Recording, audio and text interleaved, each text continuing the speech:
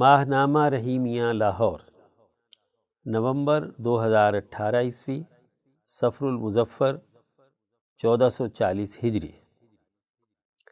ارشاد گرامی حضرت اقدس مولانا شاہ عبد القادر رائے پوری قدس سرہ، مسند نشین ثانی خانقاہ عالیہ رحیمیہ رائے پور۔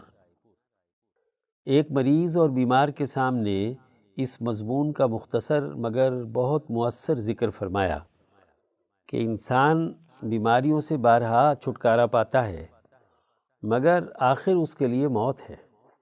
ہر چیز کو سوا خدا کے فنا ہے، اس لیے انسان کو چاہیے کہ بیماریوں سے اس طرح فائدہ اٹھائے کہ یہ انسان کو بیدار کرنے کے لیے کارآمد ہوں، تاکہ وہ گناہوں سے تائب ہو اور خدا تعالیٰ کی رضامندی حاصل کرنے کے لیے یاد الہی اور دیگر نیک کاموں میں سعی و کوشاں ہو۔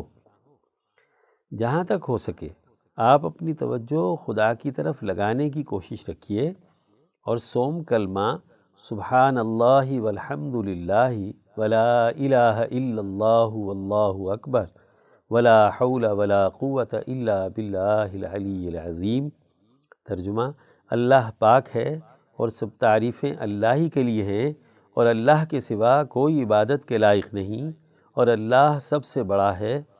گناہوں سے بچنے کی طاقت اور نیکی کی توفیق نہیں مگر اللہ کی طرف سے عطا ہوتی ہے جو بہت بلند عظمت والا ہے۔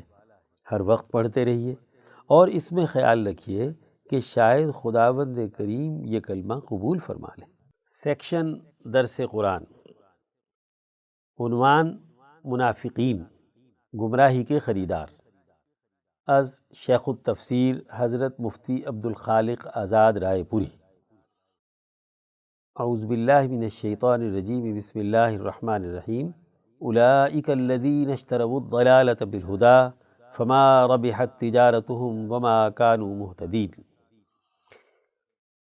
یہ وہی ہیں جنہوں نے ہدایت کے بدلے میں گمراہی خریدی، پس انہیں تجارت میں کوئی نفع نہیں ہوا اور یہ نہ ہوئے راہ پانے والے۔ گزشتہ آیات سے منافقین کی خرابیوں کا بیان جاری ہے۔ اس آیت مبارکہ میں ان تمام خرابیوں کا ایک مجموعی نتیجہ ایک مثال کی صورت میں بیان کیا جا رہا ہے۔ عرب معاشروں میں تجارت ایک عام معمول تھا۔ تجارت کا مقصد نفع کمانا ہوتا ہے۔ کسی خرید و فروخت اور لین دین میں نفع کی بجائے نقصان اور خسارہ ہو تو یہ بڑا عیب اور خرابی سمجھی جاتی تھی۔ قرآن حکیم نے تجارت کے حوالے سے مثال دیتے ہوئے یہ بات واضح کی۔ الذین اشتروا الضلالۃ بالہدی، یہ وہ لوگ ہیں کہ جنہوں نے سیدھے راستے اور ہدایت کے بدلے میں گمراہی خریدی ہے۔ ہدایت سیدھے راستے کا علم و شعور حاصل کرنا اور منزل مقصود تک پہنچ جانے کا نام ہے، جبکہ گمراہی سیدھے راستے اور علم و شعور سے بے اعتنائی اور لاپرواہی اختیار کرنا اور منزل مقصود کا راستہ گم کر دینا ہے۔ اب بھلا علم و شعور پر مبنی ہدایت دے کر بے شعوری اور لاپرواہی پر مبنی گمراہی خرید لینا کہاں کی عقل مندی ہے؟ اشیاء اور اموال کی خرید و فروخت نفع کے لیے کی جاتی ہے، اس میں قیمت ادا کر کے کوئی جنس یا شے کی خریداری کی جاتی ہے۔ جس خرید و فروخت میں نفع نہ ہو تو وہ بیکار کا عمل ہے۔ اس مثال میں قرآن حکیم نے واضح کیا کہ منافقین نے ہدایت کی صورت میں قیمت ادا کر کے گمراہی اور ضلالت کی خریداری کی ہے، جو یقیناً خسارے کی تجارت ہے۔ انہوں نے انسانیت کے نفع کا علم اور ہدایت بیچی ہے اور دنیا اور آخرت کی گمراہی خریدی ہے۔ گویا کہ اچھی چیز دے کر غیر نفع بخش اور نقصان دہ سودا خرید لیا ہے۔ اس کی حقیقت واضح کرتے ہوئے اللہ تبارک و تعالیٰ نے فرمایا فما ربحت تجارتہم، ان کی اس تجارت نے انہیں کوئی نفع نہیں دیا۔ خرید و فروخت نفع کے لیے کی جاتی ہے، لیکن ایسا مال خرید لیا جائے جس کے استعمال سے کوئی نفع نہ ہو یا اس کو آگے فروخت کر کے نفع نہ اٹھایا جا سکے تو ایسی خرید و فروخت الٹا نقصان کا باعث ہوتی ہے۔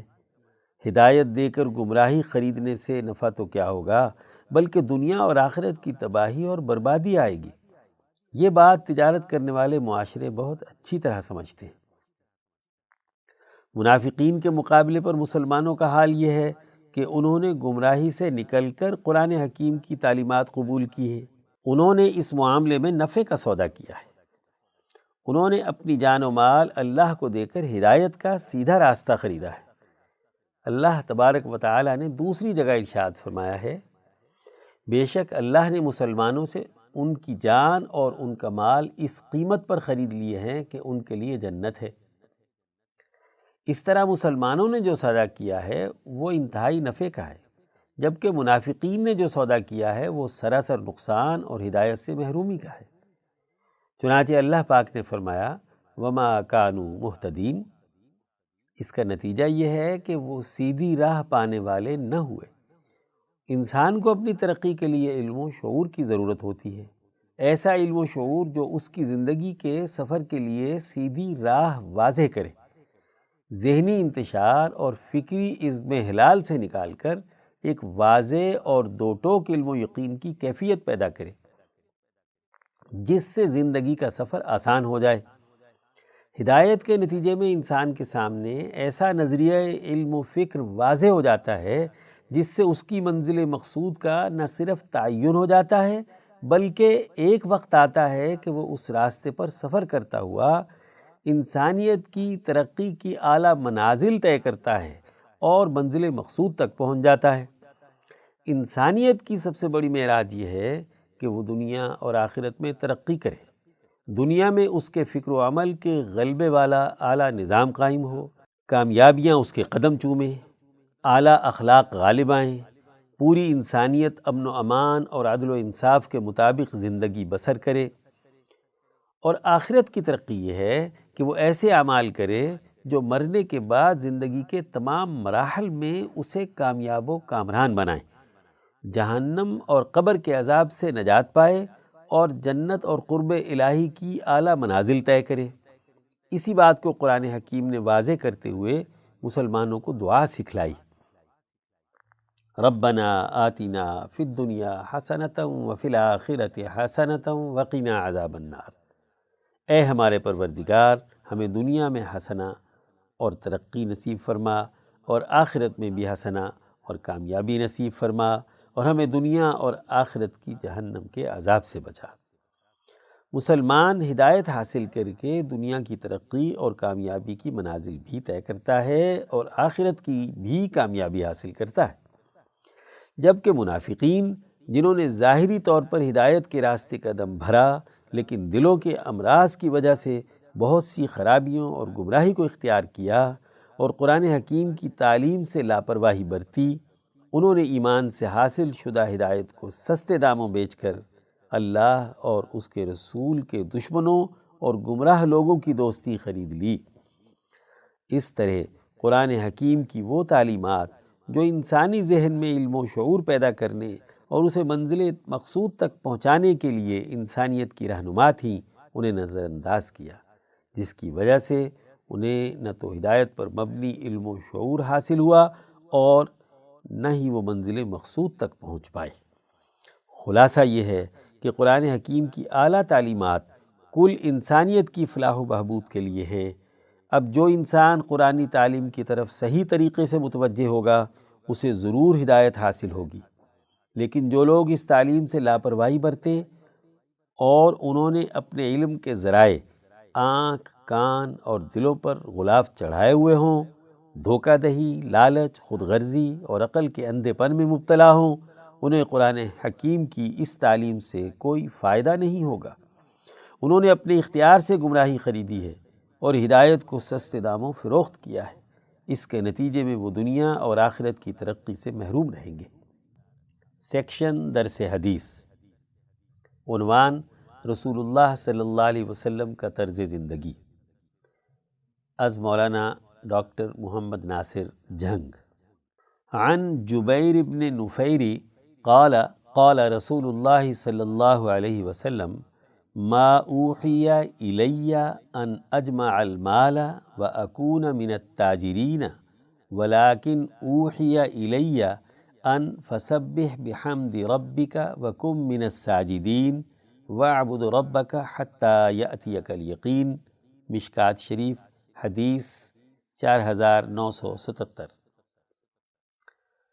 حضرت جبیر بن نفیر تابعی کہتے ہیں کہ رسول اللہ صلی اللہ علیہ وسلم نے فرمایا، میرے پاس یہ وحی نہیں آئی کہ میں مال جمع کرتا پھروں اور سوداگر بنوں، ہاں یہ وحی ضرور آئی ہے کہ اپنے رب کی تسبیح کر اس کی خوبیوں کے ساتھ اور سجدہ کرنے والا بن اور مرتے دم تک اپنے رب کی عبادت کرتا رہے۔ اس حدیث میں حضور صلی اللہ علیہ وسلم وحی کے نزول کے مقاصد و اہداف بیان فرما رہے ہیں۔ وحی الہی کا بنیادی مقصد یہ ہے کہ اللہ تبارک و تعالیٰ کے ساتھ انسانیت کا تعلق قائم ہو جائے، صرف اسی کی تسبیح و تحمید اور اسی کے سامنے سجدہ ریز ہونے کا جذبہ بیدار ہو جائے، اللہ کے علاوہ کسی اور طاقت و قوت کے سامنے سجدہ ریز ہونے اور ان کی تعریفوں کے پل باندھنے سے بچ جائے، اور مرتے دم تک اللہ تبارک و تعالیٰ کے احکامات اور قوانین کو انسانیت میں قائم کرنے کو عبادت سمجھ کر اس میں مشغول ہو جائے۔ مخالفین کتنا ہی خدا پرستی اور انسانیت دوستی سے روکیں، ان کی پرواہ کیے بغیر قرآنی تعلیمات کے غلبے پر مشتمل یقین کے اس سفر کو پوری ہمت کے ساتھ جاری رکھا جائے۔ چنانچہ آپ صلی اللہ علیہ وسلم فرماتے ہیں کہ مجھ پر یہ وحی نہیں بھیجی گئی کہ میں مال جمع کرنے کی دھن میں سرگرداں اور ہمہ وقت کاروباری سرگرمیوں میں گم رہوں، اور ایک روایت کے مطابق بس یہ سوچتا رہوں کہ زیادہ سے زیادہ دولت کو کس طرح جمع کرنا ہے۔ اس کے برعکس مجھے قرآن پاک میں یہ حکم دیا گیا کہ میں اپنا نظریہ حیات یہ بناؤں کہ کاروبار دنیا سے ضرورت کا تعلق قائم کرنے کے بعد دینی امور میں مشغول رہوں۔ اس حدیث مبارکہ اور اس میں مذکور آیت کے سیاق و سباق کی روشنی میں ہمیں اپنی انفرادی اور اجتماعی حالت کا جائزہ لینے کی ضرورت ہے کہ اس میں دینی فکر و عمل کا کتنا غلبہ اور دنیاوی انہماک کا کتنا عمل دخل ہے۔ صوفیاء اکرام نے اس بات کو ایک آسان مثال دے کر سمجھایا ہے کہ انسان کو دنیا کے ساتھ تعلق اتنا رکھنا چاہیے جتنا ایک کشتی کا پانی کے ساتھ ہوتا ہے۔ کشتی پانی کے بغیر نہیں چل سکتی، لیکن پانی اگر کشتی میں آ جائے تو کشتی ڈوب جاتی ہے۔ دنیا کے ساتھ ہمارا معاملہ اسی طرح کا ہونا چاہیے کہ دنیا دل سے باہر ہو اور دل محبت الہی اور اس کی فرم برداری کے جذبے سے معمور ہو۔ اس متوازن طرز عمل کی بجائے اگر مال پرستی اور دولت کو جمع کرنے کی دھن میں انسان خدا کو بھول جائے اور اپنے فرائض اور اخلاق کو نظر انداز کر دے تو یہ بہت گھاٹے کا سودا ہے۔ انفرادی اور اجتماعی زندگی میں ہمیں اس ہدایت کو اختیار کرنے کی ضرورت ہے جو اللہ تعالیٰ نے آپ صلی اللہ علیہ وسلم کو دی کہ سرمایہ پرستی کی لعنت نہ انفرادی طور پر انسان کے ذہن میں ہونی چاہیے اور نہ معاشرے میں اس کا رواج اور غلبہ ہونا چاہیے۔ سیکشن صحابہ کا ایمان افروز کردار۔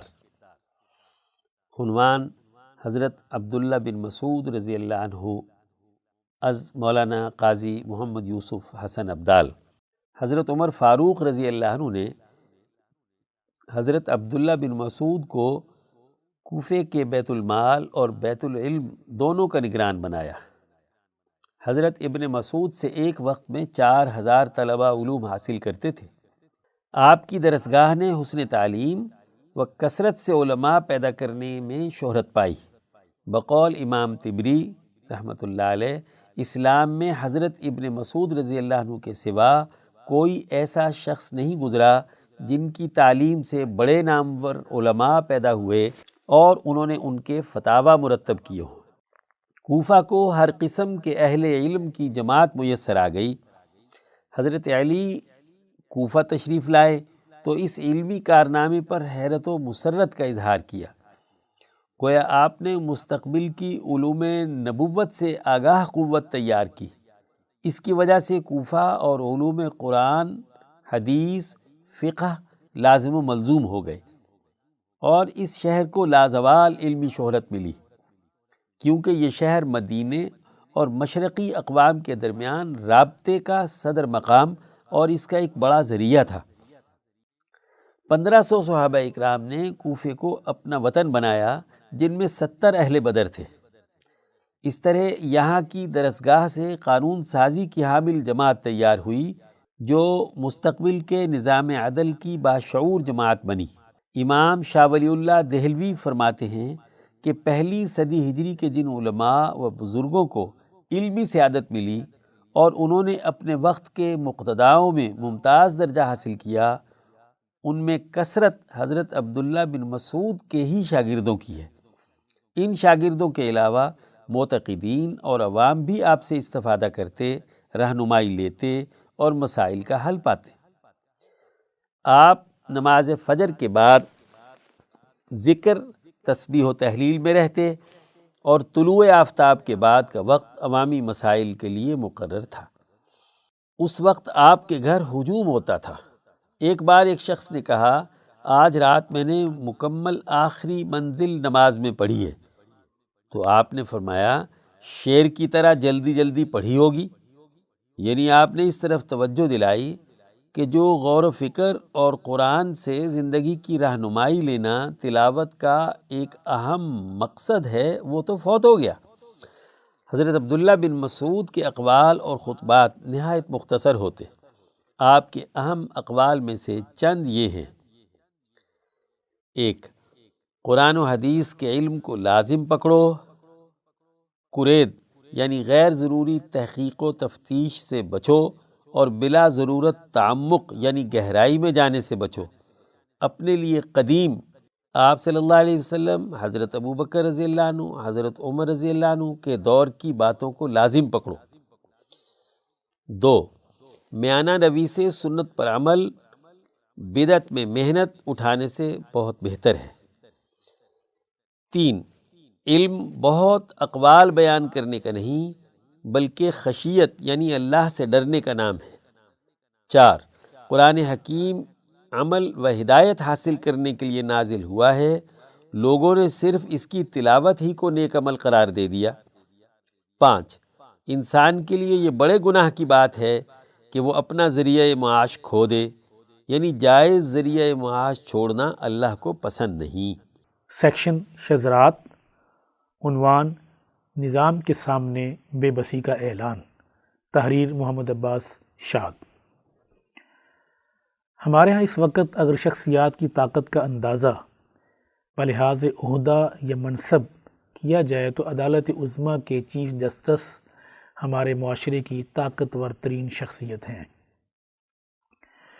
روزانہ کے اخبارات میں کسی سلگتے ہوئے مسئلے کے نشاندہی پر مبنی ان کا بیان ہوتا ہے، یا کسی اہم معاملے پر انہوں نے کسی نہ کسی ادارے کے چیئرمین یا CEO کو طلب کر رکھا ہوتا ہے۔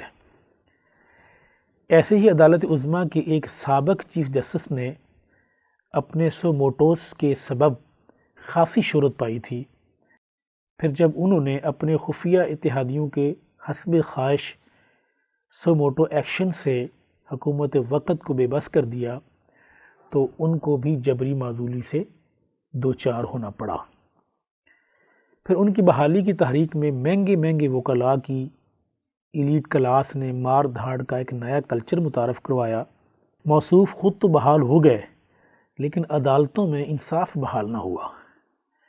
پھر ان کے بیٹے کے سکینڈل اور سمدی و داماد کی ایک ہاؤسنگ سوسائٹی میں عوام سے کم و بیش 23 ارب روپے کے فراڈ، اور اس میں جج موصوف کی طرف سے ریلیف نے انصاف کا جو منہ کالا کیا تھا، اس سے ساری دنیا واقف ہے۔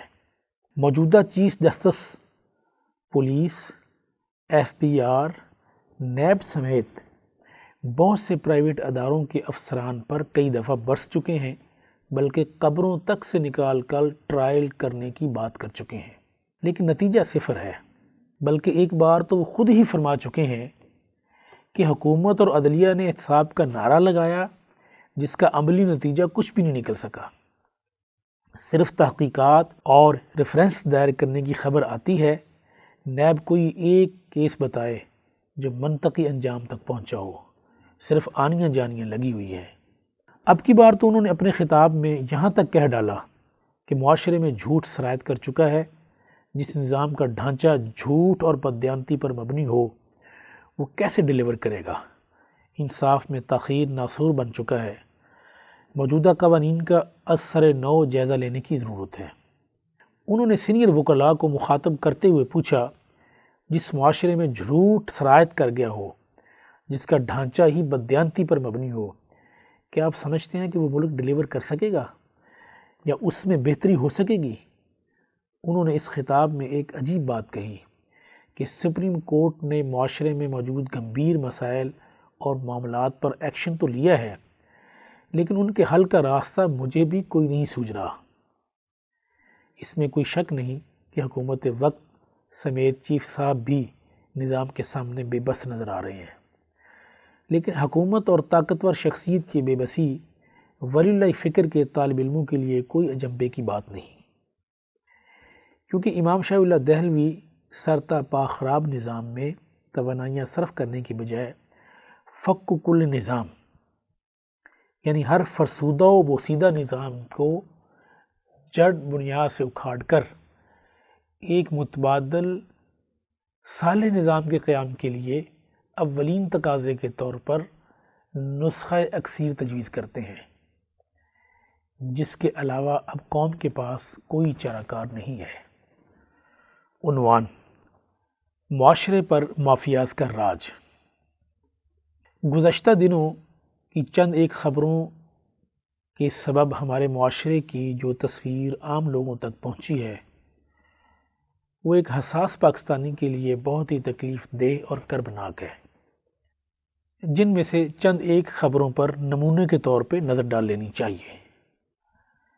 ان میں سے ایک کئی سو کنال پر انتہائی قیمتی ایریاز میں واقع سرکاری اراضی پر با اثر افراد کا قبضہ ہے، جن کے مہنگے کرائے وصول کیے جا رہے ہیں، اور ان کے باقبضہ مالکان میں ایسے پارسا اور سیاسی وابستگان کے نام سامنے آ رہے ہیں کہ جن کی سیاسی اور نظریاتی وابستگی محض اپنے ناجائز قبضے کو برقرار رکھنے کے سبب ہے۔ اسی طرح وزیر اعظم کے پرنسپل سیکرٹری سمیت اہم عہدوں پر تعینات اعلیٰ افسروں کی سامنے آنے والی کرپشن ہے کہ جس طرح انہوں نے اس غریب قوم کو سیاستدانوں کا سانجھے دار بن کر لوٹا ہے، حالانکہ یہ وہ کلاس ہے جسے ریاستی اداروں، پالیسیز، لا اینڈ آرڈر کی خصوصی ٹریننگ دی جاتی ہے کہ جہاں کوئی نو منتخب حکومت یا سیاستدان غلطی کرے انہیں درست راستے اور ملک و قوم کے اجتماعی مفاد کی نشاندہی کی جائے۔ ایسے ہی تعلیمی اداروں کے انتظامی امور میں تعینات نامور اہل علم اور اساتذہ میں سے بعض کا بے ضابطگیوں میں ملوث پایا جانا، اور ایسا ہی کچھ عام مزدور طبقے اور وفات پا جانے والے لوگوں کے نام جعلی بینک اکاؤنٹس کے ذریعے اربوں کی ٹرانزیکشن اور بیرون ملک سرمایہ کی منتقلی میں جہاں ملک پر قابض مافیاز کا گھنونا طریقہ واردات معلوم ہوتا ہے، وہاں اس ملک میں اداروں کے انٹرنل سسٹم کی تباہی کی بھی نشاندہی ہو رہی ہے کہ جب یہ جعلی اکاؤنٹ کھولے جا رہے تھے اس وقت ان بینکوں کے آڈٹ اور مانیٹرنگ یونٹ کیا کر رہے تھے۔ کچھ ایسا ہی حال پرائیویٹ ہسپتالوں کی علاج کے نام پر لوٹ مار میں سامنے آتا ہے کہ پرائیویٹ رومز کے ایک دن کے ہوش اڑا دینے والے کرائے اور اس کے باوجود اس میں علاج کروانے والی کلاس کا رش اور ان کا اخراجات پر احتجاج نہ کرنا معاشرے کے ایک دوسرے رخ پر غور کرنے کی دعوت بھی دے رہا ہے۔ اپنا گھر معاشرے کے ہر فرد کا بنیادی حق ہوتا ہے اور یہ ریاست کے ذمے ہے کہ وہ ہر شخص کو زمانے اور حالات کے تمدن کے مطابق باعزت طور پر گھر فراہم کرے، لیکن یہاں لوگوں کی اس خواہش کا استحصال ہاؤسنگ سوسائٹیز میں عوام سے اربوں کے فراڈ کے ذریعے کیا جا رہا ہے، اور اس میں معاشرے کے بااثر اور سیاسی وابستگیاں رکھنے والے افراد پیش ہیں۔ مذکورہ بالا حالات کے ذمہ دار افراد اس معاشرے کے نہ صرف پڑھے لکھے بلکہ ذمہ دار عہدوں پر فائز لوگ ہیں، لیکن بددیانتی اور مفاد پرستی ان کا مشترکہ وصف ہے۔ ایسے قابض افراد کے متعلق امام شاہ ولی اللہ دہلوی فرماتے ہیں کہ جب انفرادی مفادات کے حامل افراد سوسائٹی پر مسلط ہو جائیں تو معاشرے میں فساد پیدا ہو جاتا ہے۔ ایسے موقع پر مفاد عامہ اور اجتماعی حقوق کے محافظ طبقوں پر لازم ہوتا ہے کہ وہ اس فساد کو ختم کرنے کے لیے جدوجہد کریں، اور یہ جدوجہد نیکی کے تمام کاموں سے زیادہ افضل اور معتبر سمجھی جائے گی۔ سیکشن افکار امام شاہ ولی اللہ دہلوی، عنوان ارتفاق اول کے بنیادی امور، مترجم مفتی عبدالخالق آزاد رائے پوری۔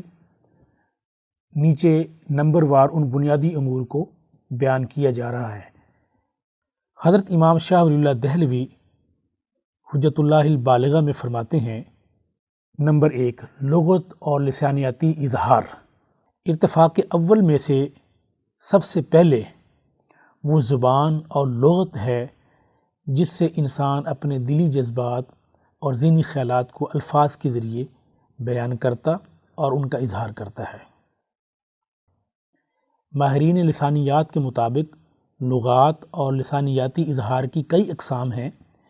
یہاں حضرت امام شاہ ولی اللہ صاحب انسانی زندگی کے ابتدائی دور میں بننے والی اصل لغت اور لسانی ساخت کے وجود میں آنے کے درج ذیل اصول بیان کر رہے ہیں۔ یاد رہے کہ سلسلے میں درج ذیل اصول کار فرما ہوتے ہیں۔ الف، ایسے افعال، شکلیں اور اجسام جس سے کسی بھی طرح کی آواز نکلتی ہے۔ ایسی آواز یا تو ان چیزوں کے ساتھ جڑی ہوئی ہوتی ہے یا ان کے سبب سے پیدا ہوتی ہے، یا ان اشیاء کے کسی اور تعلق کی وجہ سے پیدا ہو رہی ہوتی ہے۔ انسان ان آوازوں کی ہو بہو نقل اتارتا ہے، اس سے مصدر وجود میں آتے ہیں اور پھر ان سے مختلف معنی کے لیے مختلف صیغے، ماضی وغیرہ اور دیگر الفاظ بنائے جاتے ہیں۔ ب، ایسے کام اور امور جو آنکھوں کے سامنے بڑی مؤثر شبیہ بنائیں یا پہلے مرحلے میں انسانی دل میں کوئی وجدانی اور جذباتی کیفیت پیدا کریں، انسان اس مؤثر شبیہ اور وجدانی کیفیت کو اپنی آواز کی صورت میں بیان کرتا ہے۔ ج، پہلے دو امور کی بنیاد پر وجود میں آنے والے الفاظ کو وسیع تر معانی اور مفاہیم کے لیے مجازی طور پر اس لیے استعمال کیا جاتا ہے کہ وہاں کسی مشابہت یا تعلق کی وجہ سے کوئی قرینہ پایا جاتا ہے۔ لغات سازی کے چند مزید اصول بھی ہیں جو ہم نے اپنی دوسری کتابوں یعنی البدر البازغہ وغیرہ میں بیان کیے ہیں۔ نمبر 2، غذائی ضروریات کا انتظام، کاشتکاری کرنا، درخت لگانا، کنویں کھودنا اور کھانے پکانے اور سالن وغیرہ بنانے کے طور طریقے اختیار کرنا۔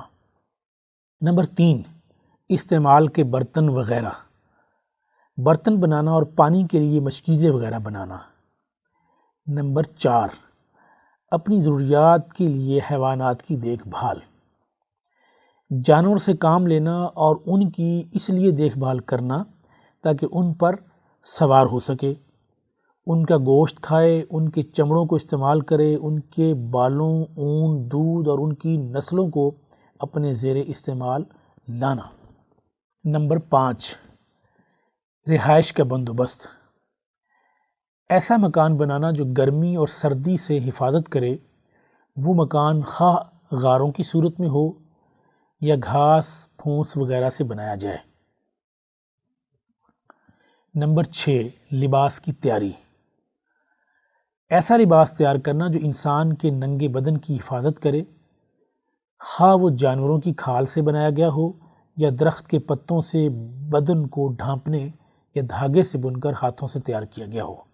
نمبر 7، بیوی کا تعین، مرد کا اپنے لیے ایسی بیوی کا تعین کرنا جس میں کوئی دوسرا مرد اس کے ساتھ شریک نہ ہو، پھر اس کے ساتھ جنسی تعلق قائم کر کے اپنی نسل بڑھائے اور خاتون خانہ گھریلو زندگی، بچوں کی پرورش اور تربیت وغیرہ میں اس کی مدد کرے۔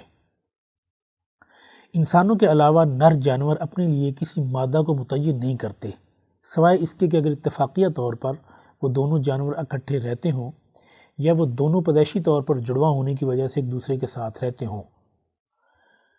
نمبر 8، اوزار اور آلات کی تیاری۔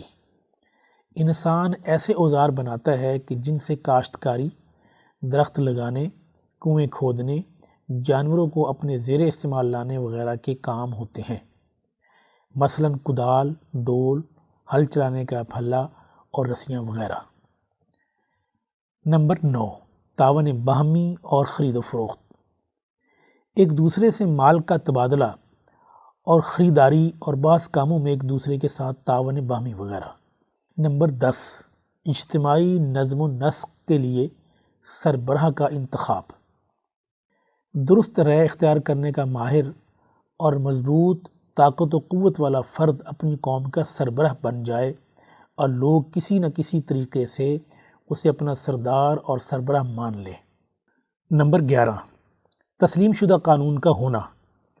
ان میں ایسا تسلیم شدہ قانون ہو جو ان کے جھگڑوں کو نمٹانے، سوسائٹی پر ظلم کرنے والے اور لڑائی جھگڑے کا ارادہ کرنے والے کا مقابلہ کرے اور کمزور آدمی کا تحفظ کرے۔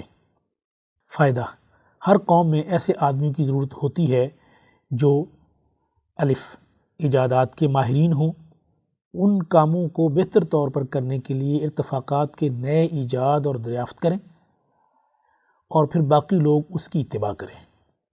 بے حب جمال کے حاملین ہوں، یعنی ایسے لوگ بھی ہونے چاہیے جو ہر حال میں حب جمال، راحت و آرام اور خوشحالی کی زندگی بسر کرنے کو پسند کریں۔ جیم، اخلاق فاضلہ کے حاملین، یعنی ایسے لوگ بھی ہونے چاہیے جن کے اعلیٰ اخلاق مثلاً بہادری، سخاوت، فصاحت و بلاغت اور عقل مندی وغیرہ کے حوالے سے قابل فخر ہوں اور وہ اپنے اخلاق کی وجہ سے مشہور اور مرتبے کے حامل ہوں۔ بے شک اللہ تبارک و تعالیٰ نے اپنی کتاب عظیم قرآن حکیم میں اپنے بندوں پر اس پہلے اتفاق کے یہ تمام الہام کیے ہیں، اس لیے کہ اللہ تعالیٰ جانتا ہے کہ قرآن پر عمل کرنا تمام دنیا کے انسانوں کے لیے عمومی طور پر ضروری ہے، اور اتفاق اول کے اس نوع کے امور تمام انسانوں میں اجتماعی حوالے سے ضروری ہے۔ واللہ عالم۔ سیکشن تاریخ اسلام کے ناقابل فراموش واقعات۔ عنوان: سچی گواہی کی تاثیر از مفتی عبدالقدیر چشتیاں۔ حضرت مفتی الہی بخش کاندھلوی رحمہ اللہ امام شاہ عبدالعزیز دہلوی رحمہ اللہ کے مایہ ناز شاگردوں میں سے تھے۔ انہوں نے ولی اللہ فکر پر قرآن و سنت کے فہم اور قرآنی اعمال پر استقامت اور للہیت میں بڑا مقام پایا۔ ان کا درج ذیل واقعہ ہمارے لیے بہت سبق آموز ہے۔ کاندھلہ میں ایک مرتبہ زمین کے ایک ٹکڑے پر جھگڑا چل پڑا۔ مسلمان کہتے تھے کہ یہ ہمارا ہے، ہندو کہتے تھے کہ یہ ہمارا ہے۔ چنانچہ یہ مقدمہ انگریز کی عدالت میں پہنچا۔ جب مقدمہ آگے بڑھا تو ایک مسلمان نے اعلان کر دیا کہ یہ زمین کا ٹکڑا اگر مجھے ملا تو میں مسجد بناؤں گا۔ ہندوؤں نے جب سنا تو انہوں نے ضد میں کہہ دیا کہ یہ ٹکڑا اگر ہمیں ملا تو ہم اس پر مندر بنائیں گے۔ اب بات دو انسانوں کی انفرادی تھی، لیکن اس میں رنگ اجتماعی بن گیا، یہاں تک کہ ادھر مسلمان جمع ہو گئے اور ادھر ہندو۔ اب سارے شہر میں خون خرابہ اور قتل و غارت ہو سکتی تھی۔ لوگ بھی بڑے حیران تھے کہ نتیجہ کیا نکلے گا۔ جج نے تجویز پیش کی کہ کیا کوئی ایسی صورت ہے کہ آپ لوگ آپس میں بات چیت کے ذریعے مسئلے کا حل نکال لیں۔ تو ہندوؤں نے ایک تجویز پیش کی، ہم آپ کو ایک مسلمان کا نام تنہائی میں بتائیں گے، آپ اگلی پیشی پر ان کو بلا لیجئے اور ان سے پوچھ لیجئے۔ اگر وہ کہیں کہ یہ مسلمانوں کی زمین ہے تو ان کو دے دیجئے، اور اگر وہ کہیں کہ یہ ہندوؤں کی ہے تو ہمیں دے دیجئے۔ جب جج نے فریقین سے پوچھا تو دونوں فریق اس پر راضی ہو گئے۔ چنانچہ انگریز جج نے فیصلے کی تاریخ دے دی کہ اس بزرگ کو بھی بلوا لوں گا۔ اب جب مسلمان باہر نکلے تو بڑی خوشیاں منا رہے تھے، نعرے لگا رہے تھے، جبکہ عام ہندوؤں کے دل مرجھا گئے، لیکن انتظار میں تھے کہ اگلی پیشی میں کیا ہوتا ہے۔ چنانچہ ہندوؤں نے مفتی الہی بخش کاندھلوی رحمہ اللہ کا نام بتایا۔ مسلمانوں نے دیکھا کہ مفتی صاحب تشریف لا رہے ہیں تو وہ سوچنے لگے کہ مفتی صاحب تو مسجد کی ضرور بات کریں گے۔ چنانچہ جب انگریز نے پوچھا کہ بتائیے مفتی صاحب، یہ زمین کا ٹکڑا کس کی ملکیت ہے؟ انہوں نے جواب دیا کہ یہ تو ہندوؤں کا ہے۔ اب انگریز نے اگلی بات پوچھی کہ کیا اب ہندو اس پر مندر تعمیر کر سکتے ہیں؟ مفتی صاحب نے فرمایا جب ملکیت ان کی ہے تو وہ جو چاہیں کریں، یہ ان کا اختیار ہے۔ چنانچہ فیصلہ دے دیا گیا کہ زمین ہندوؤں کی ہے، مگر انگریز جج نے فیصلے میں ایک عجیب بات لکھی۔ آج اس مقدمے میں مسلمان ہار گئے مگر اسلام جیت گیا۔ جب انگریز نے یہ بات کہی تو اس وقت ہندوؤں نے کہا کہ آپ نے تو فیصلہ دے دیا، ہماری بات بھی سن لیجئے۔ ہم اسی وقت کلمہ پڑھ کر مسلمان ہوتے ہیں اور آج یہ اعلان کرتے ہیں کہ اب ہم اپنے ہاتھوں سے یہاں مسجد بنائیں گے۔ عقل کہہ رہی تھی کہ جھوٹ بولا جائے کہ مسجد بنے گی، مگر حضرت مفتی صاحب نے سچ بولا تو سچے پروردگار نے اس جگہ مسجد بنوا کر دکھلا دی۔ اللہ تعالیٰ مسلمانوں کو ان جیسے سچے علماء کی پیروی کی توفیق عطا فرمائے، آمین۔ یہ تلخیص ہے ابو الحسن علی ندوی کی کتاب انسانی دنیا پر مسلمانوں کے عروج و زوال کا اثر۔ سیکشن ملکی معیشت، عنوان مستعار لیا گیا معاشی نظام، از محمد کاشف شریف، راولپنڈی۔ نئی حکومت کا 10واں ہفتہ ہے اور میڈیا میں شور ہے کہ حکومت کی سمت درست نہیں ہے۔ یہ تو وہی اقدامات کر رہے ہیں جو پہلے والے کرتے رہے ہیں، اور یہ کہا جا رہا ہے کہ جیسے یہ حکومت کام کر رہی ہے، اس قسم کی معاشی حکمت عملی بنانے کے لیے کسی سمجھدار شخص یا ٹاسک فورس کی ضرورت نہیں، بلکہ یہ تو عام سمجھ بوجھ کا انسان بھی کر سکتا ہے، اور یہ کہ اس حکومت کی سمت واضح نہیں ہے۔ گزشتہ 7 دہائیوں سے جس ملک کی سمت مجموعی طور پر واضح نہیں ہے اور اس میں ارتقا پانے والا نظام مفاد پرستی اور تضادات کا مجموعہ ہو، وہاں کیسے چند ہفتوں میں سمت کا تعین ہو سکتا ہے؟ صورتحال یہ ہے کہ نئی حکومت میں سوائے معدود چند کے باقی سب پہلے سے اسی نظام کے اعلی کار رہے ہیں، اور وہ نسل در نسل اس دھندے میں لگے ہیں، اور جو اس صورتحال کا پہلی دفعہ سامنا کر رہے ہیں وہ آئیڈیل تو مدینہ کی ریاست کو مانتے ہیں جہاں سرمایہ دارانہ نظام کے خلاف اقدام جنگ ہوتا ہے، لیکن مسئلے کے حل کے لیے مغربی ریاستوں کے نظام کو دیکھتے ہیں جو سرمایہ داریت کے جدید نظریات کی نہ صرف جنم بھومی ہے بلکہ پوری دنیا میں اس کے پھیلاؤ کی وجہ بھی ہے۔ حقیقت یہ ہے کہ پاکستان میں قائم معاشی نظام انہی مغربی قوتوں سے مستعار لیا گیا ہے۔ دنیا میں معاشی نظام کے حوالے سے جو پیش رفت ہوتی ہے وہ IMF، ورلڈ بینک اور WTO کے ذریعے مختلف شعبہ جاتی درستگی کے نام پر پاکستان اور اس جیسے ملکوں پر مسلط کر دی جاتی ہے۔ اس سلسلے میں سب سے اہم کرنسی کی قدر کا نظام، جسے 1945 عیسوی کے بعد ڈالر کی مرہون منت کر دیا گیا اور مفروضے کا ایسا نظام مسلط کیا گیا جو امریکہ کے علاوہ کسی کے مفاد میں نہیں تھا۔ اسی طرح قرضوں کی بنیاد پر معاشی ترقی کے اصول وضع کیے گئے اور ڈیولپمنٹ بینکوں کے نام سے پوری دنیا میں مسلط کر دیے گئے، اور آخر میں آزاد تجارتی سرگرمیوں کے فروغ کے نام پر تیسری دنیا کے ممالک میں اشیاء صرف کی بھرمار کر دی گئی۔ آج نہ صرف پاکستان بلکہ اس جیسے کئی ممالک اس تہرے معاشی چیلنج کا سامنا کر رہے ہیں۔ ہمارے تھنک ٹینک یا حکومتی اداروں میں موجود پالیسی ساز مغربی تعلیمی اداروں یا ان کی طرز کے مقامی تعلیمی اداروں سے فارغ التحصیل ہیں، اور بعد میں سال ہر سال سے ان ملکی اداروں میں کام کر رہے ہیں جو ان بین الاقوامی اداروں کی ایما پر اپنا نظام وضع کرتے رہے ہیں۔ وہ کیسے 6 ہفتوں یا 6 سالوں میں نظام کو مدینہ کی ریاست جیسا کر سکتے ہیں؟ اس مقصد کے لیے اعلیٰ نظریے کی حامل جماعت کی ضرورت ہے، وہ جماعت جو اس دور کے سرمایہ دارانہ معاشی نظام کے طریقہ واردات کو سمجھتی ہو اور جدید دور کے معاشی چیلنجز کے حوالے سے نہ صرف حکمت عملی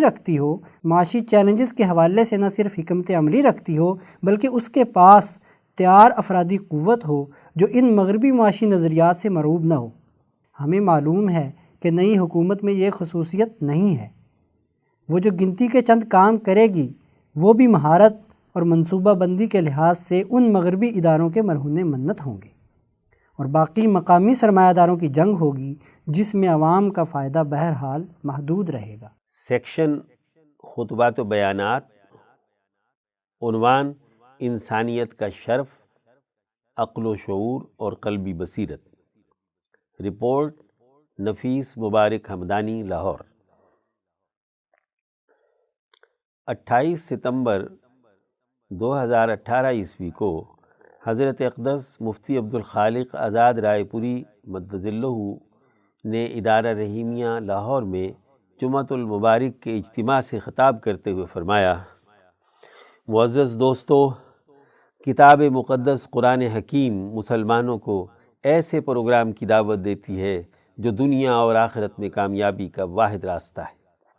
انسانیت دنیا اور آخرت دونوں میں کامیاب ہو تبھی اس کے لیے فلاح و بہبود حاصل ہونے کا موقع ہے۔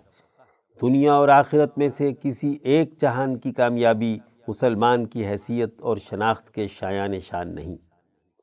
اللہ تبارک و تعالی نے اپنا یہ پروگرام انسانیت کو سمجھانے کے لیے جس چیز کو سب سے زیادہ فوکس کیا ہے وہ انسان کی عقل ہے۔ اس کے لیے قرآن حکیم نے عقل و شعور، تدبر و بصیرت اور فہم و فقاہت کو موضوع بحث بنایا ہے۔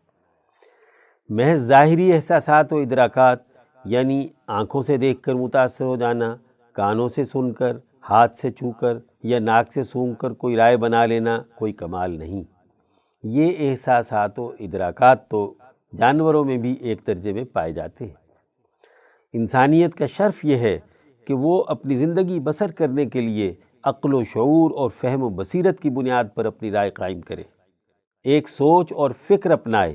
انسان محض جسم سے نہ سوچے، محض پیٹ اور خواہشات کے پیچھے نہ بھاگے، صرف نفس کے تقاضوں کی اساس پر رائے قائم نہ کرے، بلکہ اپنی قلبی بصیرت اور عقلی شعور کی بنیاد پر فیصلے کرے۔ انسان کے ہر عمل کی ایک درجہ بندی یعنی کیٹیگری ہے۔ نفس کی اساس پر کیے ہوئے عمل کی بھی ایک درجے کی نوعیت اور اثر ہوتا ہے، اور قلبی بصیرت، ارادے اور عقل و شعور سے کیے ہوئے فیصلے اور عمل کا بھی ایک اثر اور نتیجہ ہوتا ہے۔ ہر ایک عمل کا الگ الگ دائرہ ہے۔ پھر انسان کے دائروں اور اعمال و افعال کے فیصلے مختصر مدت کے نہیں ہوتے۔ وہ اعمال و افعال اس نے نفسانی خواہشات سے کیے ہوں یا عقل و دانش کی بنیاد پر، اس کا ہر عمل، ہر قول اور ہر بات محفوظ ہوتی ہے، کبھی فنا نہیں ہوتی۔ اس لیے قرآن حکیم نے اپنا پیغام سمجھانے کے لیے انسانوں کے دلوں کو اپنی طرف متوجہ کیا ہے، عقلوں کو اپیل کی ہے۔ اس لیے قرآن حکیم کے پڑھنے پڑھانے کے لیے بھی یہ بات کہی کہ کیا یہ قرآن حکیم پر غور و فکر اور تدبر نہیں کرتے، عقل کا استعمال نہیں کرتے، اس کی تعلیمات کو عقل کے پیمانے پر پورا نہیں اتارتے، یا ان کے دلوں پر تالے لگے ہوئے ہیں۔ قرآن حکیم نے منظر نامہ کھینچا کہ کسی مکان کو تالا لگ جائے، اس میں کس کا گزر ہوگا، کون آئے گا؟ عقل، دل کا ایک تقاضا ہے۔ قرآن حکیم نے اس طرف توجہ دلائی ہے کہ قلبی بصیرت اور عقل کی بنیاد پر فیصلے اور اعمال کیے جائیں، نہ کہ انسان کو نفسانی خواہشات کا تالا لگا دیا جائے۔ عنوان: انسان سے غلطیاں کب ہوتی ہیں؟ حضرت آزاد رائے پوری مدظلہ نے مزید فرمایا: عام طور پر سمجھا جاتا ہے عقل کا تعلق صرف دماغ سے ہے۔ نہیں، امام شاہ ولی اللہ دہلوی رحمۃ اللہ علیہ فرماتے ہیں کہ قلب کے احکامات میں سے ایک عقل ہے، البدور البازغہ۔ جب دماغ دل کے ساتھ وابستہ ہو کر کسی چیز پر غور و فکر اور تدبر کرتا ہے تو عقل کی روشنی انسان کی رہنمائی کرتی ہے، اور اگر اس روشنی کو نفس کے تالے میں بند کر دیا جائے تو انسان عقل کی رہنمائی سے محروم ہو جاتا ہے۔ دل ایک کوٹھڑی اور مکان کی مانند ہے جس میں روشنی کی ضرورت ہے۔ اس کا رابطہ جب عقل کے ساتھ ہوتا ہے تو اس میں روشنی آتی ہے۔ عقل اور قلب مل کر جب اللہ کے نور اور کلام قرآن حکیم کی روشنی سے رہنمائی لیتے ہیں تو انسان کا پورا وجود روشن ہو جاتا ہے۔ وہ درست فیصلے کرتا ہے، سماجی حقائق اور تقاضوں کا ادراک کرتا ہے، سیاسی مقاصد کو سمجھتا ہے، معاشی امور پہ گرفت پیدا کر لیتا ہے۔ آراء کی غلطی تبھی ہوتی ہے جب اندھیرا ہو، خواہشات کا غلبہ ہو، دلوں پر غلاف چڑھ جائے، عقل پر زنگ آ جائے، دل مسخ ہو جائیں، ایسی صورت میں صحیح بات نہیں سوچتی، درست رائے قائم نہیں ہو پاتی۔ اس لیے قرآن حکیم نے قلب کو متوجہ کرتے ہوئے فرمایا کہ کیا وہ قرآن حکیم کی تعلیم پر دل سے غور و فکر اور تدبر نہیں کرتے، یا ان کے دلوں پر تالے لگے ہوئے ہیں؟ اب جو انسان اپنے دلوں کو تالے لگا لیں، عقل و تدبر کا استعمال چھوڑ دیں، گرد و پیش کے حقائق کا ادراک نہ کریں، اس کا نتیجہ سوائے تباہی کے اور کچھ نہیں ہو سکتا۔ اعمال کا جائزہ لے کر صحیح اور درست رائے قائم کرنا ہی دین کی سمجھ اور عقل ہے، اور اسی کے بارے میں نبی اکرم صلی اللہ علیہ وسلم نے فرمایا کہ اللہ جس سے بھلائی کا ارادہ کرتا ہے اسے دین کی سمجھ اور عقل نصیب کرتا ہے۔ بخاری حدیث نمبر 71۔ اس طرح انسان گرد و پیش کی چیزوں کا صحیح ادراک کرتا ہے۔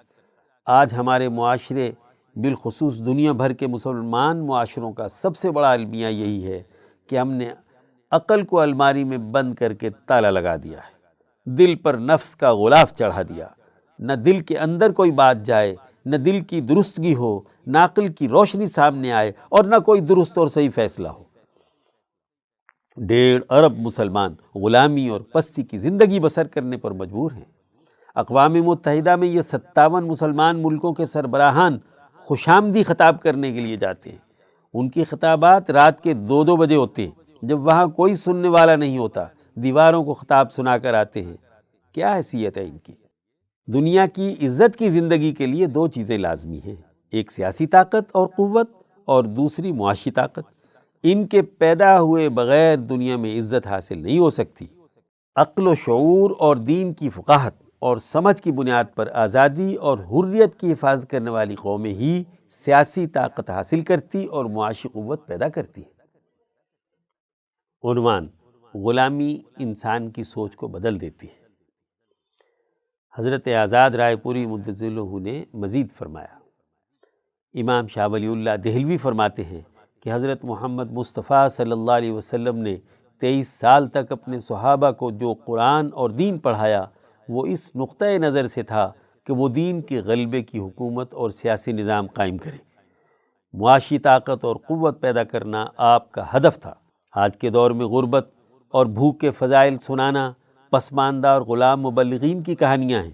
حضور صلی اللہ علیہ وسلم نے فرمایا، تم ضرور بالضرور قیصر و کسریٰ کے خزانے فتح کر کے اللہ کے راستے میں خرچ کرو گے۔ پھر ان کا اصول اور ضابطہ بھی حضرت محمد مصطفیٰ صلی اللہ علیہ وسلم نے بیان کر دیا کہ یہ مال ان کے مالداروں سے لیا جائے گا اور ان کے غریبوں اور محتاجوں میں تقسیم کیا جائے گا۔ ایسا نہیں کہ ان کے خزانے چھین کر خود ہی اس پر سانپ بن بیٹھو۔ غربت میں ترقی اور فقیری میں برکت کے واز کرنا غلامی کے زمانے کی سوچ ہے، جبکہ حقیقی فقیری سے مراد ذاتی مفاد کے لیے دولت استعمال کرنے کی بجائے اجتماعی مفاد کے لیے معاشی طاقت پیدا کرنا ہے۔ معاشی اور سیاسی طاقت کے بغیر کسی قوم کی شناخت اور عزت نہیں ہوا کرتی۔ حضرت مولانا قاری محمد طیب قاسمی رحمۃ اللہ علیہ نے لکھا ہے کہ جس قوم کے پاس سیاست اور حکومت نہیں ہوتی اس کا دین یتیم بن جاتا ہے، اس کی کوئی عزت نہیں ہوتی، غلبہ ختم ہو جاتا ہے۔ 200 سال سے مسلمان غلام ہیں، پستی کی حالت میں ہیں، ان کی حکومت چھن گئی، ان کی دولت لٹ چکی، ان کی معاشی قوت یورپ کے بھیڑیے لوٹ کر لے گئے، بر عظیم پاک و ہند کو کنگال کر دیا۔ اس دولت کا حصول اور سیاسی طاقت کو واپس لینا ہمارا قانونی، شرعی، آئینی اور انسانی حق ہے۔ کیا اس حق کے نقطۂ نظر سے مسلمان کوئی بات کرتے ہیں؟ پاکستان کے حکمران، مولوی اور پیر، یہاں کی تبلیغ اور خانقاہیں، یہاں کے سیاستدان، یہاں کے لیڈر اور تو اور دنیا بھر کے 57 مسلمان ملکوں کے حکمران اور ان کے مذہبی طبقے یہ کام کرتے ہیں؟ یہاں بڑے بڑے مذہبی رہنما، حکمران اور سیاستدان اپنے مفادات کے لیے تو سارے کام کریں گے، ان کو اگر اسمبلی میں ایک سیٹ نہ ملے تو تلملا اٹھتے ہیں، پوری سوسائٹی کو آگ لگانے کے لیے تیار ہو جاتے ہیں، یوم آزادی منانے سے انکار کر دیتے ہیں۔ لیکن مسلمان کی عزت چھن گئی، اس کی حکومت چلی گئی، اس کی سیاست ختم ہو گئی، وہ مغلوبیت کی حالت میں ہے، اور یہ سامراج کی آنکھوں میں آنکھیں ڈال کر آزادی اور حریت کی بات کرنے سے گھبراتے ہیں۔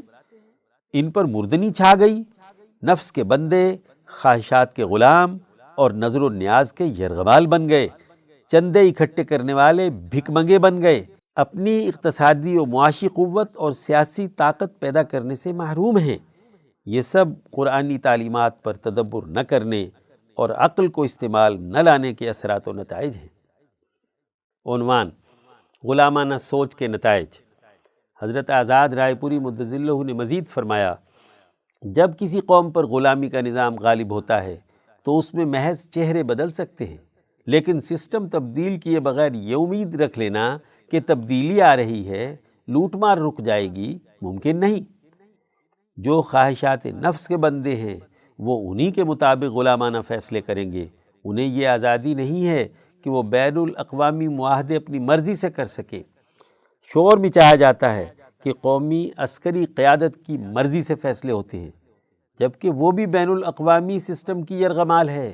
اس خطے کو حکومت دی ہی اس شرط پر گئی تھی کہ یہاں آزادی اور حریت کی بنیاد پر فیصلے نہیں کیے جا سکتے۔ ہمیں جمہوریت ملی تو غلامی کے زمانے کے غلامانہ طور طریقوں کی بنیاد پر، ہماری پارلیمنٹ بنی تو مصنوعی بنیادوں پر۔ طاقتور قوتیں اپنے مفاد کے لیے نااہل افراد کو پارلیمنٹ کا حصہ بناتی ہیں تاکہ ان سے اپنی مرضی کے فرامین دلوائے جائیں۔ جو شخص درست فیصلے کرے اٹھا کر باہر پھینک دیا جاتا ہے۔ جو بیوروکریٹ قانون، ضابطے اور مہذب انسانیت کے امور کی بات کرے اسے کھڈے لائن لگا دیتے ہیں۔ جو سیاستدان حقیقی سیاست کی بات کرے اسے ہروا دیا جاتا ہے۔ جو مولوی اور مذہبی رہنما صحیح اور شعور و عقل کی بات کرے اس پر جھوٹے فتوے داغے جاتے ہیں۔ ہر ایک کے لیے نئے نئے طرح کے ماڈل تیار کر رکھے۔ مولانا عبید اللہ سندھی رحمۃ اللہ علیہ فرماتے ہیں کہ یورپ کی ترقی کے پیچھے ان کی آزادی کی حفاظت کے لیے ان کا اپنی عقل و شعور کا استعمال ہے۔ انہوں نے ایک ایک مسئلے پر موت قبول کی، تب جا کر انہیں آزادی ملی اور اس کی بنیاد پر معاشرے بنے۔ خطبات و مقالات۔ ورقہ بن نوفل نے حضور صلی اللہ علیہ وسلم سے یہ کہا کہ جب کسی کی عقل اور قلب پر وحی الہی اور قرآن کا نور آتا ہے تو ضرور اس کے ساتھ عداوت اور دشمنی ہوتی ہے، مخالفت کی جاتی ہے۔ بخاری حدیث نمبر 3۔ کیونکہ خواہش پرست لوگ نہیں چاہتے کہ ان کی خواہشات کا خاتمہ ہو، ان کی چودراہٹ ٹوٹے، لیکن ایسے ماحول میں بھی حضور صلی اللہ علیہ وسلم نے فرمایا، میری امت میں سے ایک جماعت ہمیشہ حق پر رہے گی جسے اس کی مخالفت کرنے والے کوئی نقصان نہیں پہنچا سکیں گے۔ بخاری حدیث نمبر 3641۔ زیادہ سے زیادہ یہ ہوگا کہ مخالفین اس جماعت کو جسمانی تکلیف یا کوئی نہ کوئی فتویٰ لگا کر کچھ پریشانی اور اذیت پہنچانے کا باعث بنیں گے، لیکن اسے ختم یا فنا نہیں کر سکتے۔ تاریخ گواہ ہے کہ حضور صلی اللہ علیہ وسلم سے لے کر اب تک قرآن کا فہم و بصیرت رکھنے والے لوگ، محققین، مفسرین، محدثین، سچے اولیاء اللہ اور علماء ربانیین قرآن کی اس دعوت کو لے کر ہر دور میں اپنے لیے راستہ بناتے اور جماعت تیار کرتے رہے ہیں۔ یہی مجاہدہ ہے کہ بہتی ہوئی رو کے مقابلے پر عقل و شعور کی بنیاد پر دین حق کے علم کو بلند کیا جائے۔ جو جرأت مند جماعت یہ کام کرتی ہے، دنیا اور آخرت کی کامیابی اسی کے لیے ہے۔ اللہ تعالی ہمیں دین کی سمجھ، عقل و شعور اور فہم و بصیرت نصیب فرمائے، آمین۔ سیکشن تبصرہ کتب۔ کتاب کا نام بر صغیر میں تجدید دین کی تاریخ، التمہید لتعریف ائمۃ التجدید، از مولانا عبید اللہ سندھی رحمۃ اللہ علیہ۔ تبصرہ مفتی زہید اختر، اسسٹنٹ ایڈیٹر ماہنامہ روابط انٹرنیشنل۔ سکون محال ہے قدرت کے کارخانے میں، ثبات ایک تغیر کو ہے زمانے میں۔ بر صغیر میں انگریز کی آمد اور اس کے اثر و رسوخ کے بعد مسلمانوں کی زبوں حالی اور ان کے حالات کو جغرافیائی حقائق اور بر صغیر کے مسلمانوں کے حالات کو ملحوظ خاطر رکھ کر ان کو از سر نو تبدیل کرنا مولانا عبید اللہ سندھی کی زندگی کا مقصد رہا ہے۔ اس مقصد کے حصول کے لیے سب سے زیادہ اس امر کی ضرورت تھی کہ قوم میں انقلابی فکر پیدا کی جائے اور قوم کو ایک نظریے پر متفق کیا جائے تاکہ بر صغیر میں مسلمانوں کو ان کا کھویا ہوا مقام اور وقار حاصل ہو جائے۔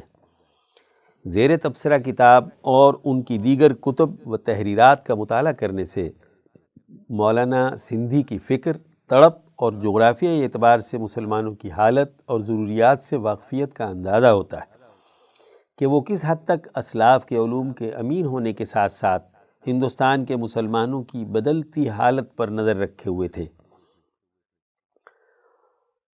اس پر امت کی رہنمائی کرنے کے لیے مولانا عبید اللہ سندھی نے بہت ساری کتب لکھی، جن میں سے ایک وہ کتاب ہے جو آج کے تبصرے میں زیر بحث ہے، التمہید لتعریف ائمۃ التجدید۔ آج کے تبصرے میں دو چیزوں پر روشنی ڈالنا مناسب سمجھتا ہوں۔ ایک، زیر تبصرہ کتاب کی اہمیت اور علماء کی نظر میں اس کا مقام۔ دو، مولانا عبید اللہ سندھی کی فکر اور انداز۔ اول الذکر یعنی مولانا عبید اللہ سندھی کی کتاب التمہید لتعریف ائمۃ التجدید، جو اصل میں عربی کتاب ہے، اس میں حضرت سندھی نے امام اعظم امام ابو حنیفہ سے لے کر شیخ الہند مولانا محمود حسن تک کے علماء، محدثین اور مجتہدین کی اسناد اور حالات کا احاطہ بہت جامع انداز میں کیا، جس سے صدیوں کی تاریخ کا خلاصہ سامنے آ جاتا ہے۔ نیز یہ ہے کہ ہر دور کے علماء و محدثین کے کام کے انداز سے واقفیت حاصل ہو جاتی ہے۔ گویا تبع تابعین کے دور سے شیخ الہند کے دور تک بہت سے علماء کے حالات و اسناد سے واقفیت حاصل ہو جاتی ہے۔ یہی وجہ ہے کہ اس کتاب کی اہمیت کو سمجھتے ہوئے محتمم دارالعلوم دیوبند مولانا قاری محمد طیب قاسمی نے اس کتاب کو باقاعدہ دارالعلوم دیوبند کی لائبریری کا حصہ بنایا۔ میری ناقص رائے کے مطابق اہل علم پر مولانا سندھی کا یہ احسان ہے کہ ایک کوزے میں سمندر کو جمع کر کے تشنگان علم و اسناد کی پیاس بجھانے میں بہت ہی جامع کردار ادا کیا۔ اہل علم کی نہ صرف ضرورت پوری ہو رہی ہے، بلکہ ان کی علمی پیاس بجھانے میں بھی یہ کتاب ایک ذخیرے کی حیثیت رکھتی ہے۔ اصل کتاب چونکہ عربی میں ہے تو مترجم مفتی عبدالخالق آزاد رائے پوری نے اردو دان اہل علم اور طلبہ کے لیے آسانی فرما دی کہ کتاب کا جامع اردو ترجمہ تحریر کر دیا، جو کہ بر صغیر میں تجدید دین کی تاریخ کے نام سے شائع ہو چکا ہے۔ اس کتاب کی ایک خصوصیت یہ بھی ہے کہ اس میں مولانا سندھی نے عصری تقاضوں کو ملحوظ خاطر رکھ کر سیاسی و انقلابی جد و جہد کے رہنما اصول سمجھا دیے ہیں۔ اس کتاب کے مطالعے کے بعد ذی شعور انسان میں کافی حد تک یہ سوچ گامزن ہو جاتی ہے کہ عصری تقاضوں کو اور بالخصوص بر صغیر پاک و ہند کے جغرافیائی حالات کو سامنے رکھ کر کس طرح انقلابی سیاست کو پروان چڑھایا جا سکتا ہے۔ اس کتاب کی ایک خاص بات یہ ہے کہ اس میں حضرت شاہ ولی اللہ محدث دہلوی رحمۃ اللہ علیہ کے انقلابی فلسفے کے حوالے سے افکار سازی اور اس کے بعد حضرت شاہ عبدالعزیز کی اسی فلسفہ انقلاب پر تنظیم سازی سے متعلقہ تفصیلات ذکر کر کے بعد کی امت کو یہ خاص سبق دیا گیا کہ کسی بھی تبدیلی یا انقلاب کے لیے جس چیز کی اشد ضرورت ہے وہ ہے تنظیم سازی۔ یعنی کوئی بھی فرد انفرادی طور پر محنت کرتا ہے تو یہ محنت نہ تو درست ہوگی اور نہ ہی مفید ہوگی۔ درست اور مفید محنت کے لیے لازم ہے کہ منظم انداز میں تنظیم سازی کر کے کام کیا جائے، اور اسی تنظیم سازی کا حکم امام الانبیاء صلی اللہ علیہ وسلم نے بھی دیا ہے اور فرمایا ید اللہ علی الجماعہ، کہ اجتماعیت کے ذریعے سے کی جانے والی کوشش پر اللہ کی مدد و نصرت شامل ہوتی ہے۔ اور اسی اجتماعی تنظیم سازی کے ساتھ جب مل کر عادلانہ سیاسی نظام بنا لیا جائے گا تو درسگاہیں اور خانقاہیں افادیت کے اعتبار سے بہت ترقی کریں گی، اس لیے کہ یہ ایک سیاسی نظام کے تحت کام کر کے مزید فعال اور مفید ہو جائیں گی۔ ذرا غور کریں کہ بخارا کے علاقے جو کبھی دنیا کی رہنمائی کرنے کے اعتبار سے مرکز کی حیثیت رکھتے تھے، اب وہاں مسجدیں اور مدرسے خالی اور ٹوٹ پھوٹ کا شکار ہو گئے۔ اس کی بنیادی وجہ یہ ہے کہ جب تک ایک سیاسی مضبوط نظام موجود تھا تو اس کے تحت چلنے والے ادارے اور درسگاہیں دنیا کی رہنمائی کرتی تھی، اور جب یہ سیاسی نظام باقی نہ رہا تو یہ مراکز بھی خالی ہو گئے۔ اب اگر کوئی مسلمان اپنی کھوئی ہوئی اس شان و شوکت کو واپس لینا چاہتے ہیں تو ان کو مساجد و مدارس کے ساتھ ساتھ بلکہ تعمیر و اہتمام مدارس سے زیادہ سیاسی نظام بنانے کی کوشش کرنا ہوگی۔ جب یہ سیاسی نظام مضبوط بن جائے گا تو پھر ہماری درسگاہیں دنیا کو رہنما مہیا کرنا شروع ہو جائیں گی، اور پھر ہماری خانقاہیں پھر سے تزکیہ و تطہیر نفس کا مرکز بن جائیں گی۔ اس کتاب کو مطالعہ کرنے والے انسان کو انقلاب لانے کی شرائط اور ضروریات کی بخوبی سمجھ آ جاتی ہے۔ حضرت سندھی نے امام شاہ ولی اللہ کے نظریہ انقلاب کو اس طرح مدلل بیان کیا کہ مطالعہ کرنے والے انسان کی تشفی ہو جاتی ہے۔ صرف ایک اصول کی طرف توجہ دلانا کافی سمجھتا ہوں۔ مولانا سندھی حجت اللہ البالغہ کے حوالے سے لکھتے ہیں کہ امام ولی اللہ محدث دہلوی حجت اللہ البالغہ میں تحریر فرماتے ہیں، ما تراہ من ملوک بلادکم یغنیک عن حکایاتہم، یعنی جو تم اپنے علاقے کے موجود بادشاہوں کی عیاشیوں کو دیکھتے ہو تو یہ تمہیں قیصر و کسریٰ کے واقعات سے مستغنی کر دیں گی۔ اس جامع جملے پر غور کریں تو شاہ ولی اللہ اس بات کی طرف اشارہ کر رہے ہیں کہ عیاشی جس طرح قیصر و کسریٰ میں پائی جاتی تھی وہ ہندوستان کے بادشاہوں میں بھی پائی جاتی ہے۔ میری ناقص رائے کے مطابق شاہ ولی اللہ اس بات کی طرف توجہ دلا رہے ہیں کہ جس انداز کا سرمایہ دارانہ نظام اس وقت ہندوستان کے اندر پایا جاتا ہے یہ وہی نظام سرمایہ داریت ہے جو قیصر و کسریٰ میں تھا۔ تو جس طرح امام الانبیاء صلی اللہ علیہ وسلم نے قیصر و کسریٰ کے سرمایہ دارانہ نظام کے خاتمے کی کوشش کی اور ترغیب دیتے رہے کہ پوری دنیا میں اصل برائی کی جڑ یہی سرمایہ دارانہ نظام ہے، بیان ہی ہندوستان میں پایا جانے والا نظام بھی سرمایہ دارانہ نظام ہے۔ جس طرح قیصر و کسریٰ کے ظالمانہ نظام کا خاتمہ ضروری تھا، اسی طرح اس سرمایہ دارانہ نظام کا خاتمہ بھی ضروری ہے، اور یہی وہ اصل جڑ اور بیماری ہے جو معاشرے کا استحصال اور استیصال کر رہی ہے۔ اب سوال یہ پیدا ہوتا ہے کہ اس نظام کے خاتمے کے لیے کوشش کس انداز سے کی جائے؟ تو مولانا سندھی نے ایران اور ترکستان کی مثال سامنے رکھ کر بتایا کہ ذرا ان پر غور کرو تو ایران اور ترکستان اگرچہ عجمی علاقے ہیں، ان میں انقلاب و استحکام کی بنیادی وجہ امام ابو حنیفہ کا طریقہ کار رہا ہے، اور وہ طریقہ یہ ہے کہ امام ابو حنیفہ فارسی النسل ہیں اور انہوں نے ان علاقوں کی جغرافیائی حالت سے واقفیت کی وجہ سے اس پر توجہ دی اور عقائد و اخلاق اور اعمال کی جامعیت پر مبنی کتاب فقہ اکبر ترتیب دے کر رہنمائی کی، اور اس کے اسلوب و انداز میں امام ابو حنیفہ نے فارسی لوگوں کی ذہنیت کو مرہوز رکھا۔ پھر علماء عجم کی ایک بڑی جماعت امام ابو حنیفہ کی رائے اور فقہ کو تمام بستیوں اور شہروں میں پھیلانے میں سرگرم ہو گئی۔ صوفیاء نے بھی اس میں اہم کردار ادا کیا، اور درج بالا امور کی وجہ سے مسلمانوں کی سلطنت ایران ترکستان میں مستحکم ہو گئی۔ یہاں یہ بات بھی یاد رہنی چاہیے کہ ایران اور ترکستان کا بھی وہی فلسفہ تھا جو ہندوستان کا فلسفہ رہا ہے۔ جس طرح امام ابو حنیفہ نے اپنے زمانے کے اعتبار سے حکمت عملی تبدیل کر کے علاقے میں سیاسی نظام کے استحکام پر کام کیا، بالکل اسی طرح ہمیں اپنے بر صغیر میں جدید دور کے تقاضوں کے عین مطابق تبدیلی اور اضافہ کرنا ہوگا تاکہ ایسے افراد معاشرے کو مہیا کیے جائیں جن میں عصری تقاضوں کو سمجھنے اور ان کا مقابلہ کرنے کی صلاحیت ہو۔ اللہ رب العزت کا ارشاد گرامی ہے، کل یوم ہو فی شأن، کہ اللہ تعالیٰ آئے دن نئی تبدیلیاں لاتا ہے۔ لہٰذا اب ہمیں اجتماعی طور پر ہندوستان کے حالات کے سیاسی منظرنامے کو تبدیل کرنے کے لیے اس کے فلسفے کو سمجھ کر حالات کو سامنے رکھ کر امام ابو حنیفہ کے بتائے ہوئے اصول کے مطابق تنظیم سازی کے لیے فعال کردار ادا کرنا ہوگا، اور اس تنظیم سازی کے بعد نظام سرمایہ داری کو مکمل ختم کرنا ہوگا تاکہ اس کا حشر بھی قیصر و کسریٰ والا ہی ہو۔ مولانا عبید اللہ سندھی کا انداز فکر ہے۔ مولانا عبید اللہ سندھی کو سیاست کے میدان میں اگر امام کہا جائے تو بے جا نہ ہوگا، کیونکہ سیاسی بصیرت ذہنی زمینی حقائق سے واقفیت اور معاشرے کی نبض شناسی اور خرابیوں کے خاتمے کے لیے جو استعداد ان میں پائی جاتی تھی وہ ہر انسان میں نہیں پائی جاتی۔ مولانا سندھی نے سیاسی سوچ و فکر کو سمجھنے کے لیے دنیا کے مختلف ممالک کے سفر کیے، مختلف علاقوں میں قیام کیا اور دنیا میں موجود دو طرح کے نظاموں کو سمجھا اور ان کو بہت قریب سے دیکھا۔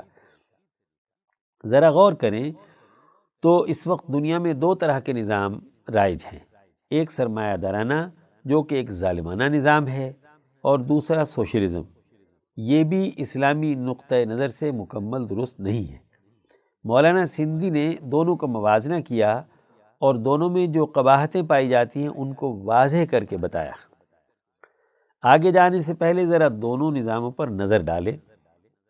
سرمایہ دارہ نظام میں دولت کی تقسیم انتہائی ظالمانہ طریقے سے ہوتی ہے۔ اس میں امیر امیر تر اور غریب غریب تر ہوتا چلا جاتا ہے۔ اس نظام میں ملک کا سرمایہ چند افراد کی ملکیت رہ جاتا ہے، جب باقی پورے ملک کے عوام شدید مشکلات کی زندگی گزارتے ہیں۔ اس کے مقابلے میں سوشلزم ہے، جس میں ایک طرف مذہب کا انکار ہے۔ اس نظام کا اصول یہ ہے کہ فرد جتنی محنت کرے گا اس کو اتنا ہی دیا جائے گا۔ اس کے مذکورہ اصول کی بنیاد پر سرمایہ کچھ افراد تک محدود نہیں رہ سکتا، معاشرے میں کافی خوشحالی پائی جاتی ہے۔ مولانا سندھی نے ان دونوں نظاموں کا تفصیلی جائزہ لیا اور پھر یہ ارشاد فرمایا کہ دونوں ہی نظام اسلامی نظام معیشت سے متصادم ہیں، دونوں ہی غلط ہیں، لیکن ان دونوں سے سوشلزم انسانیت کے لیے مفید ہے بنسبت سرمایہ دارانہ نظام کے، کیونکہ سرمایہ دارانہ نظام میں معاشرے کی اکثریت سے زندگی کا حق تنگ کر دیا جاتا ہے، جبکہ سوشلزم میں اس درجے کا ظلم نہیں ہوتا۔ ان دو نظاموں کے مقابلے میں تیسرا عادلانہ نظام ہے، جو حضرت ابوبکر صدیق رضی اللہ عنہ کے بنائے ہوئے اصول پر ہے کہ فرد کام اپنی صلاحیت کے مطابق کرے گا اور اس کو دیا اس کی ضرورت کے مطابق جائے گا۔ یہ وہ بہترین عادلانہ نظام ہے جو معاشرے کے ہر فرد کی تمام ضروریات کو پورا کر رہا ہے۔ اس میں معاشرے کے کسی بھی فرد کی صلاحیتوں پر نہیں بلکہ اس کی ضرورت کے مطابق مال دیا جاتا ہے۔ نتیجہ یہ نکلتا ہے کہ معاشرے کے ہر فرد کی تمام ضروریات پوری کی جا رہی ہوں تو معاشرے سے تمام تر خرابیوں اور جرائم کا خاتمہ ہو جاتا ہے۔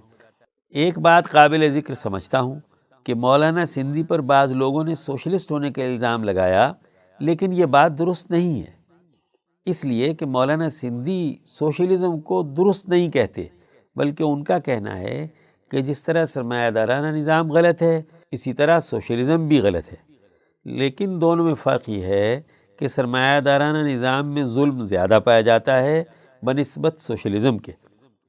لیکن ان کی بات کو مکمل طور پر سمجھے بغیر کچھ احباب نے یہ کہنا شروع کر دیا کہ مولانا سندھی سوشلسٹ ہو گئے، جو کہ محض بہتان ہے۔ میں تو یہ کہنا چاہوں گا کہ مولانا سندھی پر سوشلسٹ ہونے کا الزام بالکل اسی طرح ہے جس طرح امام ابو حنیفہ رحمۃ اللہ علیہ پر مرجیہ ہونے کا الزام ہے۔ امام اعظم رحمۃ اللہ علیہ کی بات مکمل سمجھے بغیر بہت سے لوگوں نے انہیں ایک غلط فرقے کی طرف منسوب کیا اور مرجیہ کہنا شروع کر دیا تھا، جبکہ امام ابو حنیفہ رحمۃ اللہ علیہ مرجیہ کو غلط قرار دیتے ہیں۔ اس کی وضاحت شاہ ولی اللہ دہلوی نے اپنی کتابوں میں کی ہے۔ بالکل اسی طرح مولانا سندھی سوشلزم کو غلط قرار دے رہے ہیں۔ بشکریہ ماہنامہ روابط انٹرنیشنل بابت محض قاعدہ سن 1438 ہجری اگست 2017 عیسوی، شمارہ 8 جلد 12۔